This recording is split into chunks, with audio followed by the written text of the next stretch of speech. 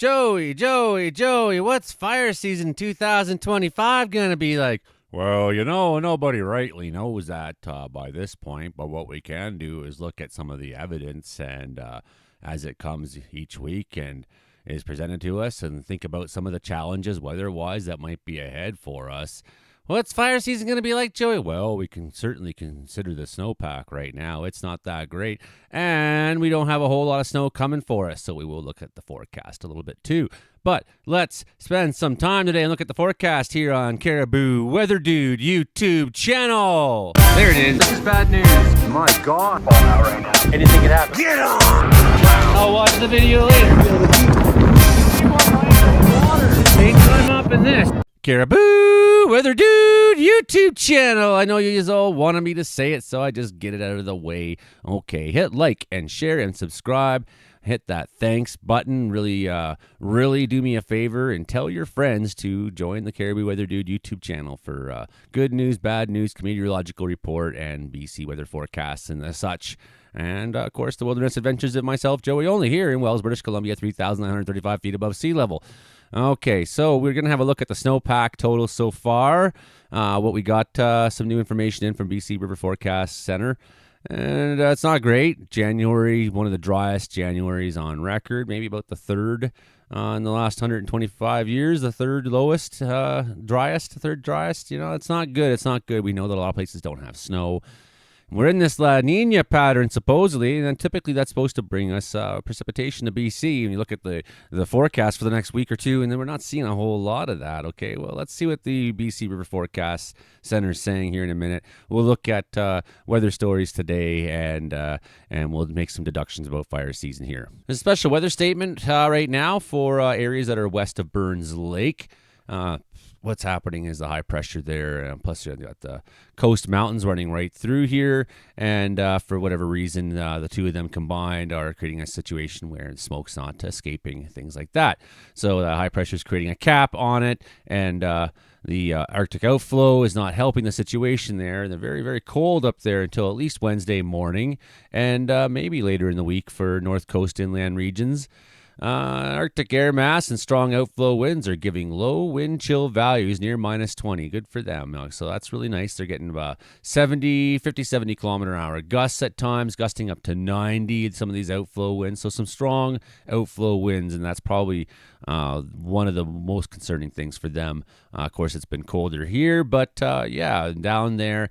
Look at this, Martina. This is coming for you. Extreme cold warning, and that also for that colder that's settling down there in that Highway 16 corridor, Broad. So minus 35 and minus 40. Again, the foot of the coast mountains, the east side of the mountains there, minus 35 to minus 40, especially in the overnight and morning periods there. Your wind chills could be very, very cold. So watch for suffering. It says here. If you're suffering, it's probably something that's happening to you. Arctic outflow warning, 40 kilometer an hour winds there in the Whistler area and down to Squamish and whatnot now through Wednesday, and as well cold down by the coast, and cold down there, minus 20. So it's, the category for what constitutes a cold weather warning is different for different places. I don't really like that necessarily, that we don't have a cold weather warning, even though we're colder than they are. I feel like when you're in the minus 25 to 30 range, like something should be said. Like, it's going to be here for a while. Special weather statement. Minus 35 to 40 as well. Wind chill values down there on the Alberta side of the Rocky Mountains. Yikes. Extreme cold. Minus 40, 45 wind chills. Extreme cold through northern Alberta. Maybe up to 50 the wind chills. What about eastern BC? Near minus 40 for Fort St. John, Dawson Creek through Wednesday morning. I think temperatures will moderate a little bit, get a little better, but we're in for a cold pattern to last a little while. 10 to 20 centimeters expected in southern Saskatchewan from that system that's approaching from Montana. That'll go on till beginning Wednesday morning. Light, fluffy snow will rapidly accumulate Wednesday before tapering off. Thursday morning and Thursday afternoon in Manitoba. That extends over there to the west side of Manitoba, so probably a little bit of snow for you, Justin, and make Highway 1 we're going to be kind of messy for later on this week. Extreme cold warning, minus 38 wind chills up into these inland areas of Quebec. Really, that's just all same old, same old, same old. Although, look at some of these snowfall totals.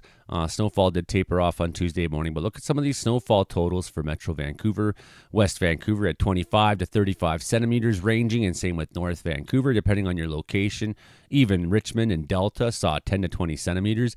Vancouver, I heard the airport had some flights that were shut down, 16 cents there. Victoria, even 10 cents there. Malahat Highway got up to 35 centimeters. That's amazing. And same with Nanaimo Airport.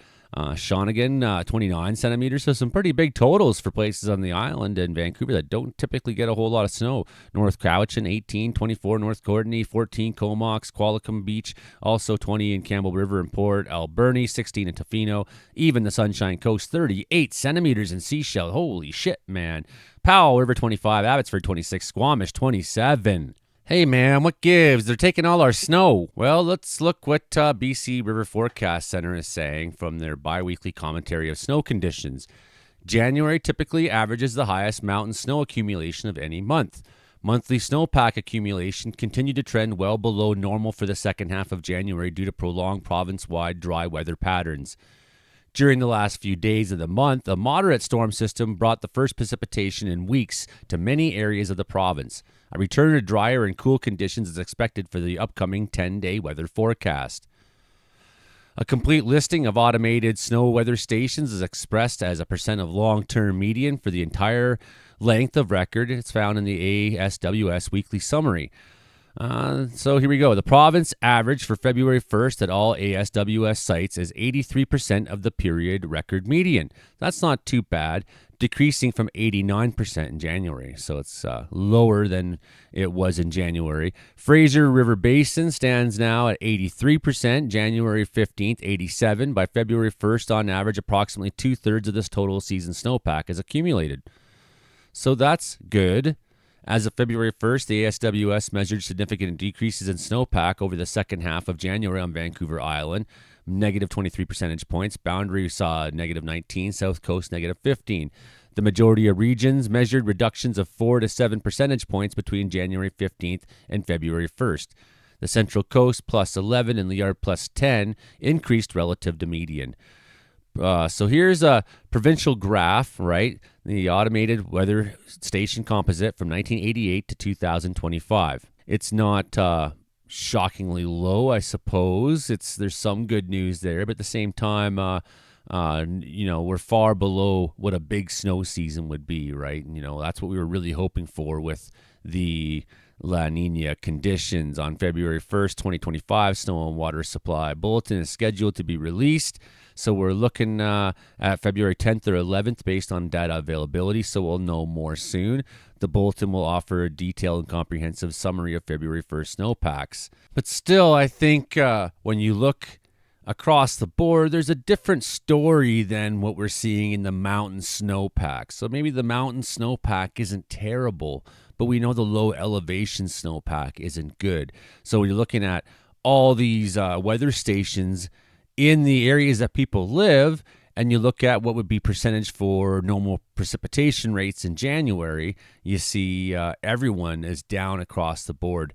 Prince George hit 76%, so it got close to normal. Fort Nelson hit 110%, so it ranges in the normal category. But everybody else ranges in the drier than normal, so in the 75% and lower percentiles, right? So this is a telling story, I think, of itself. And you look at where these records start, 1915, 1875, the 1800s, 1920. Oh, here's one from 1945 at Abbotsford, but early 1900s. So these are old weather stations, except for 1972 in Chetwynd. These are old weather stations they've been recording for a long time. So they're giving us a pretty good sense of the bigger picture just by looking at these, I think. And this is Rick's Place, or nearby it, I guess, in Penticton, just showing that they really have no snow on the ground there whatsoever. So let me look at the HRDPS model, Canadian modeling here for snowpack. telling us what we have for density. You can see how it does mirror what Rick is saying, that there's a lot of these areas down in lower parts of the interior that have basically little or no snow whatsoever, right? And then you go even up into the hills there, you're talking minimal, you're talking about, negligible snow through a lot of that, even to the high hills between there and Princeton, right? Maybe not too bad as you go up towards the Coquihalla in some of these areas, but still, that's not crazy snow for them. No, it's not. And throughout the interior, not crazy snow. No, not crazy snow. What about up towards Clearwater Barrier in the valley? Not crazy snow. No. Better as you go further up the 5 and get deeper in towards the Rockies, I guess. Maybe you're looking at better part of a meter of snow, half a meter or more in some of those areas up that Highway 5 corridor. You're looking at the Caribou, not great. There is some snow down there. If you go to Quesnel, you see there's some snow on the ground, but it's not great. We really need to put some more on. This can melt off very, very fast in the spring. And look at some of these totals out in this area. This is concerning, I think, for them, for their fire season potential. Now, it's very, very little snow in that whole Vanderhoof fire zone within the Prince George Fire District, right? So all the way down into the Chaco Reserve, where there's always been a lot of fire activity, looking like very little snowpack. So not bad in the Rockies, not bad in the Coast Mountains, not bad in the mountains themselves, it looks like. Looks like, as they say, in northern BC, up in the Spetzizi and whatnot, pretty good. North Rockies, some snow up there.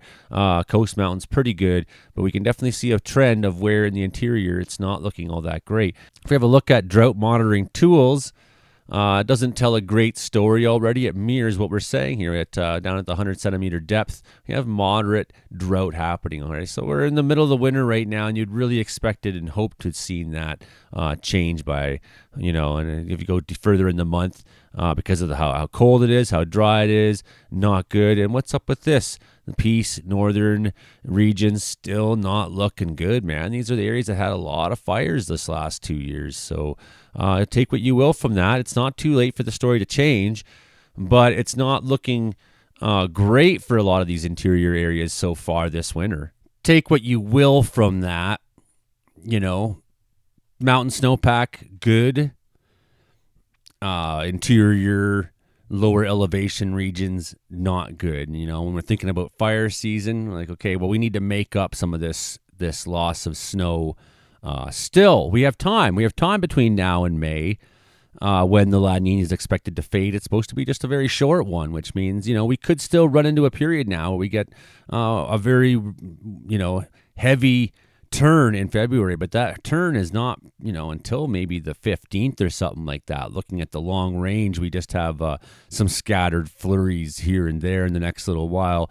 That high pressure is going to really stay predominant, going to keep things cold here. So we're not going to be putting on a lot of snow for a lot of these regions, and even if the mountain snowpack is good, as you go further down in elevation, you're losing that snowpack. It's getting lower and lower and smaller, maybe where the automated stations are not at, because they're trying to measure, trying to give us a sense of what the rivers are going to do. That's what the mountain snowpack monitoring is, will give us a hint of what kind of flooding we might expect in the spring, based on our snowpacks. And, so that data is used for a variety of things. It is not necessarily meant to be used to indicate what kind of fire season we're going to have. So that's why I say, just because the mountain snowpack measurements are favorable so far doesn't necessarily mean that we don't have a concerningly dry situation in BC, where we really, we've been in drought for a while and we've kind of tipped our nose out of it, but it seems like we may be more and more in danger of coming back into that drought pattern. If we don't have,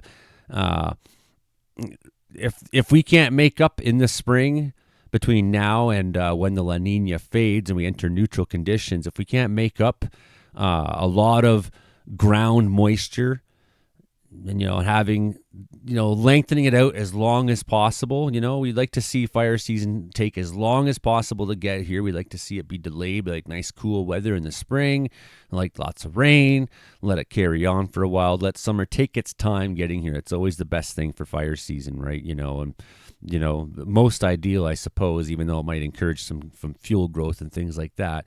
The longer we can kind of keep it suppressed. So I think you're getting the picture that I'm trying to paint here. It's not a hopeless situation, and by no means do I know exactly what the weather is going to look like yet, because we're really just guessing. But I mean, at some preliminary guesses, we're looking at some years that might resemble ocean conditions somewhat, although the temperatures will be different. What would it look like with a fading La Nina? And some of the years that stand out are concerning ones, like 2017 and 2018. There you go. Take what you will with it. So we don't know anything yet. That's all I guess I have to say. However, this map indicates expected snowfall between now and February 14th, Friday evening. And it doesn't paint a very good picture. Maybe a little bit for the terrace area, up that west coast side, up into those mountains there, but not a great deal. Maybe a little bit in southeastern BC from this next couple days. And but no, we're not really seeing a lot of precipitation. What we're seeing is this dominant high pressure setting in, and occasionally some moisture gets in, and because it's so cold into these interior regions, the moisture can't stay in the air any longer, turns to snowflakes and falls. Okay, looking at our temperatures right now, because it's about supper time. It's just got dark here not that long ago in Wells, and you can see up. It's pretty cold up in northern BC. Fort Nelson at 21. Pretty chilly. West wind 20. What am I at here? 23.5. Had our coldest morning of the year so far this year, this winter. So a new seasonal record for temperature. And look, it's pretty cold across the prairies, And the story really is going to be for the next little while the temperature. Yeah, it really is. So we're going to skip back and forth, but, look at Wednesday. Now it's moderating a little bit. It's a little better, but still in the interior itself, no, not really. That cold is sitting deep. The days get warm. The sun gets warm. Not so bad. 13, whatever, but no, cold at night. Cold at night. Let's just jump to Friday night. Pretty chilly. Looking at places in southern BC, what are we seeing here?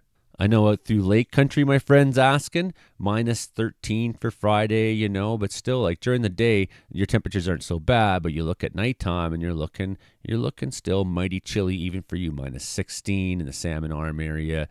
So maybe not getting down to 20 too much after the next few nights for you, but cold, very cold. And even through the weekend, pretty cold at night, pretty cold. So it's like we're we can fuss around about the exact details of these temperatures. Like, well, it'll be 17 one night and 22 the next. But I think what we're trying to just paint for you is a picture that we have the cold really battling in. Maybe it's not the coldest we've ever had in BC. Sure, we've gone through much worse, but that's supposed to be at 10 in the afternoon, morning, minus 27 in Williams Lake next week, Tuesday.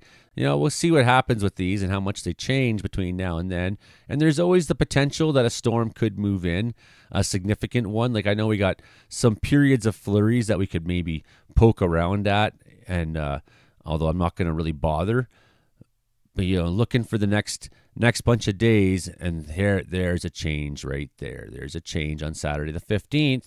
There you go. Boom. So, we're talking 2 weeks here in February where we're still not looking at the snowpack, getting, doing much. And then hopefully as we get later into the middle of the month, we might see something significant happen for us and actually see some major snowfall into the province. We really, really need it. We need a lot of it. We need it to just pound in through the late winter. So as I said, there will be some periods of flurries, although not much in the next bunch of days. So I'm not going to spend any more time guessing right now as to when that will be, but keep coming back to the channel for more forecasts. And when it's the bad news show, I'll let you know when it's like, this is what I'm talking about, my ideas and things like that. But no, sometimes I'm just going to keep it to weather when it's a weather video, and when it's something else, it's something else. But thanks for all your support. A lot of people have been saying how much they appreciate it. So please spread the news, tell a friend and help me grow this channel. We need to get our subscriber base growing again around here. It's been declining for a little bit, and that's been concerning. And, I want to be able to do this. I want to be an independent media person who just does his best to give you the world as I see it from up here in my perch in top of Wells. Okay, good night, everybody. We'll talk to you next time. Bye now.